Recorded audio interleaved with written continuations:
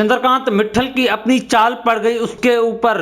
सुमन और तीरथ के बीच आई दोस्ती की नई दास्तान। नमस्कार दोस्तों, स्वागत है आपका टीवी सीरियल सुमन इंदौरी के एक और नए एपिसोड में। आप देखेंगे कि जैसे ही सुमन को तीरथ की तबीयत खराब होने का पता चलता है, वैसे ही सुमन अपनी चिंता को छुपाते हुए तुरंत सड़क पर निकल पड़ती है, बिना अपनी जान की परवाह किए। दूसरी तरफ चंद्रकांत को गुस्सा आता है कि उसकी वजह से उसके बेटे को गोली लगी और वो जिंदगी और मौत के बीच लड़ रहा है। चंद्रकांत के मन में एक ही बात है, अब इस लड़की को जिंदा नहीं छोड़ूंगा। चंद्रकांत सुमन के पीछे अपनी गाड़ी को तेज चलाता हुआ जाता है और सुमन को यह महसूस होता है कि कोई चीज उसका पीछा कर रही है। जब सुमन पलटकर देखती है तो हैरान रह जाती है कि ये काम दीपिका का नहीं बल्कि चंद्रकांत मित्तल का है। सुमन जल्दी से एक पत्थर देखती है और उसे चंद्रकांत मित्तल की गाड़ी के सामने डाल देती है। फिर सुमन तेजी से हॉस्पिटल पहुंचती है, जहां डॉक्टर उसे बुरी खबर देते हैं। डॉक्टर कहते हैं, आपके पति की जान बचाना बहुत मुश्किल है, उनका खून बहुत ज्यादा बह गया है, हम नहीं समझते कि उन्हें बचाना मुमकिन होगा। यहाँ गीता अंजलि रो रही होती है और सुमन कहती है, हमारी सारी दुआएं बेकार गई,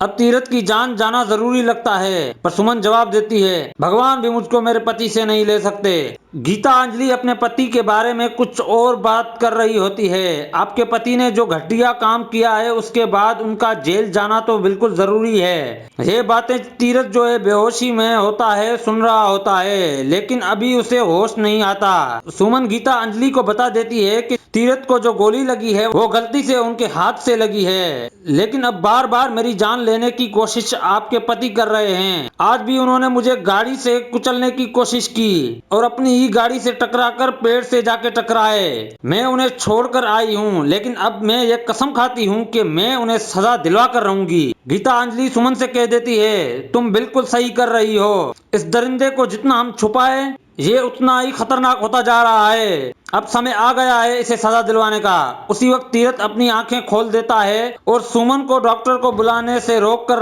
कहता है, मुझे डॉक्टर की जरूरत नहीं है, मैं अपने पिताजी को सजा दिलवा कर रहूंगा और तुम्हें इंसाफ दिला के रहूंगा, चाहे कुछ भी हो जाए। आपको क्या लगता है दोस्तों, कमेंट करके जरूर बताएं और आने वाली वीडियोस के लिए हमारे चैनल को सब्सक्राइब करना नहीं भूलिएगा।